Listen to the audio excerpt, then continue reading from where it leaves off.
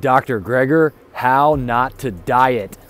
Particularly important for years like this. Every 3 years, write a new book. And on my book writing years, I am not on the road as much as I was, but in 2020, I will be back. My next book comes out December 2019. And maybe I'll do 200 cities or so like I did last time, and hopefully come to a city near you. Today we've got some new clips of Dr. Greger talking about his upcoming book, How Not to Diet. And we're going to reveal some of the specific topics he'll be covering in that book. Y'all know there's some topics he's got to touch on. Intermittent fasting, keto, what? Y'all know what time it is. As you heard, the specific release date is in December 2019.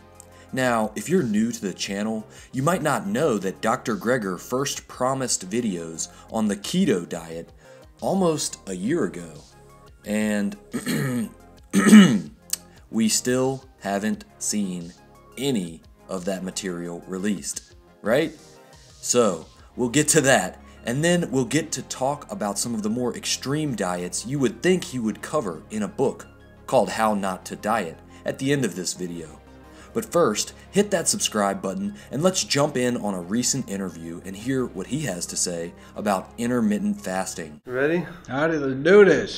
Let's do it. In my next book, December 2019, I'll have a whole chapter on intermittent fasting, also a chapter on water-only fasting, and and so there's lots of ways to do it. So intermittent fasting is kind of a broad topic. There's kind of like the 5-2 or alternate day fasting, or the kind of 5-25, fasting mimicking diet, and the question is, are there benefits even without caloric restriction from once in a while kind of giving your body that stress of a certain amount of period, whether it's 16 hours or 24 hours or longer, whether that has health benefits. And that's something that I'm deep in the weeds on right now. I'm looking forward to doing lots of videos about it. As y'all can see, when it comes to the topic of fasting, he's playing his cards close to the chest before the book release and not giving away his conclusions to probably the most important question, which is whether or not fasting has benefits beyond just caloric restriction. We know that caloric restriction in the presence of fasting has benefits. We know that the fasting mimicking diet has benefits, but this is also taking advantage of caloric restriction, and the fasting mimicking diet is not a diet you stay on long term. Look, on the topic of fasting, if you're eating an atherogenic, fatty, refined carbohydrate Western dietary pattern, I don't doubt that any sort of cessation of eating is going to have benefits. But if you're already eating healthy, like most of the people watching this video, do you think there's any benefit to fasting without caloric restriction? I'd be interested to hear your thoughts on that. After all, we already know about the benefits of a whole foods plant-based diet without calorie restriction. All you have to do is look at the broad study where people saw weight loss and lowered their cholesterol and improved other biomarkers without limiting calorie intake and mandating regular exercise. So I'll be interested to hear what Dr. Greger concludes from the research on fasting. And let's not forget about breaking fasts. Now, intermittent fasting often goes hand in hand with the keto diet. Let's take a look at one of the Q&A sessions where Dr. Greger was asked about the keto diet. Typically, you're burning kind of one of two fuels. Your preferred fuel in your body is carbohydrate, and so you burn, kind of sugars and starches first. That's what your body would prefer to burn. But if you're not eating anything or you're not eating any carbs, your body then goes to burning fat. The problem is, and so you say, well, then that's great. Isn't that what we want? Our bodies burn fat. I mean, so if you eat, carbohydrates, your fat oxidation, your fat burning drops dramatically in the next few hours. Why? Because your body has all these carbohydrates and would rather use those to fuel your muscles. And so you say, well, isn't that exactly what we want? We want to burn fat. The problem is ketogenic diets have guess lots of what? Fat. And so all you care about is your fat balance. If you're actually taking in more fat than you're burning, then you're going to add fat to your body. And so it doesn't matter how much fat you're burning if more fat's being deposited than being burned. I've got lots of, in fact, I'm going to do a whole webinar, probably end up being 4 or 5 hours on fasting and ketogenic diets and intermittent fasting, et cetera, et cetera. I'll have a chapter in the new book on it. So stay tuned, and I will go into all the ketogenic diet stuff, not only for weight, but for all sorts of disease interventions. Quick side note, let's compare the way Dr. Greger approached the topic of eating more calories than you burn, eating more fat than you burn, and contrast that to the type of message we see from some popular social media keto doctors. Stop worrying about cutting back on calories, cutting back on portion size. All of those things are just different ways of saying that if you'll just eat fewer calories than you burn, you'll lose fat. And it's just not true. It doesn't work that way. It seems like one of those messages would be more unpopular. You know, having to be mindful about the quantity and type of food you eat versus all of that's just nonsense as long as you cut out carbohydrates. When it comes to keto, it seems like Dr. Greger is more concerned about total calorie intake and total fat intake relative to metabolic use. But many people in the low-carb blogosphere are less concerned about calories in, calories out. Is anyone else hoping Dr. Greger covers the carbohydrate insulin model of obesity in the new book? He mentioned that he would be covering keto and intermittent fasting in a 4 or 5 hour webinar. I want to get y'all's thoughts on this. Quite frankly, this webinar sounds like a dramatic departure from the bread and butter content, so to speak, of which he delivers so effectively. I'm talking about the concise format, 4 to 8 minute videos, the short videos with a single topic or a range of topics that cover things that people care about and search for. Americans don't have the attention span for a 4 or 5 hour lecture.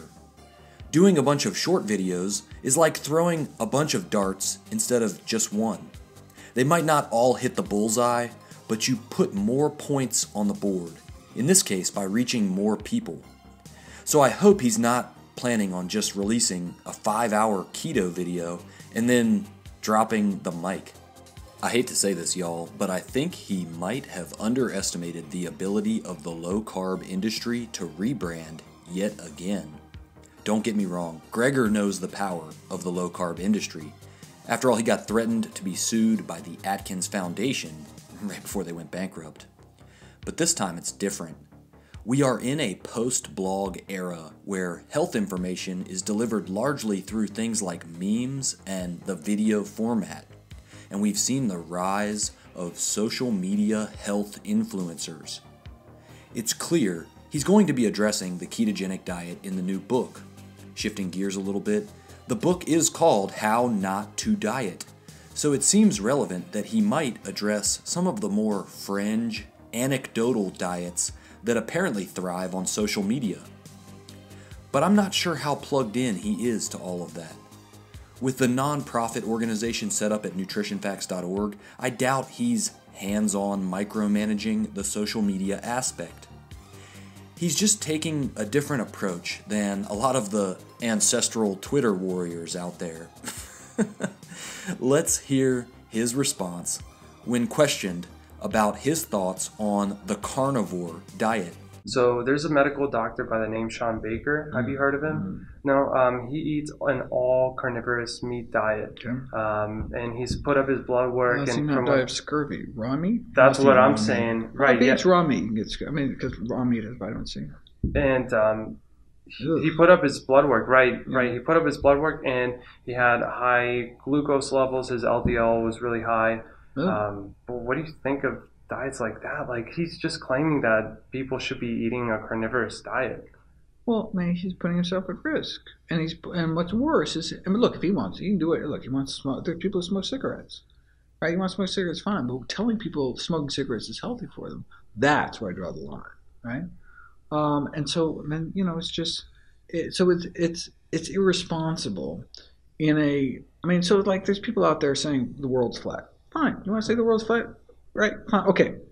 But that's not going to kill anybody. You believe that, you don't believe that, you convince other people of it, no one's going to die, Yeah, sure. right? Right. But this is the same level of craziness, but with like real life consequences, right? I mean, the people could actually get hurt if they follow some of this advice.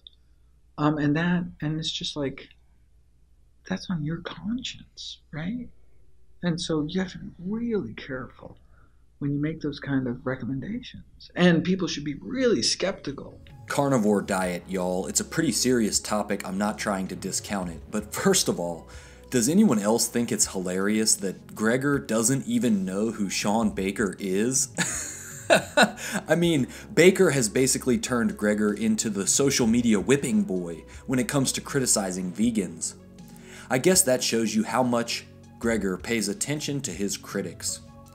But in a time when social media health influencers are driving so many people to make diet and lifestyle decisions, does it seem like Gregor is dropping the ball a little bit?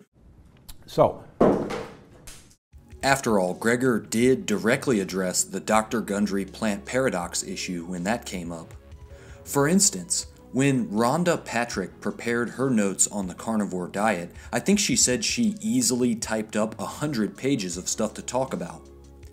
But I think it's easy to listen to the loudest and most sensational voices on social media, like the carnies, and forget that Americans are getting hit with overt food industry marketing and what amounts to food porn to keep them and their families cemented in legacy revenue streams. Americans are being afflicted with chronic diseases of affluence and dietary excess. Therefore, diet and lifestyle changes are a big part of the solution. I hope that in his new book, How Not to Diet, Dr. Gregor is able to guide people away from the most common mistakes, and at the same time dispel a lot of the mythology that surrounds some of these fad diets out there. If you're still breathing and self-improvement is your goal, you are still in the fight. But if you have the wrong information, you could be battling the wrong demons. This is Red Pill Vegan. That's right, Red Pill and Vegan. Cue the triggered comments down below. Keep it subscribed right here so you can tap into the right information and learn where other people get it twisted. Make sure to hit that notification bell so you don't miss a video, and give this video a thumbs up. Y'all know what time it is. Red Pill Vegan. Next.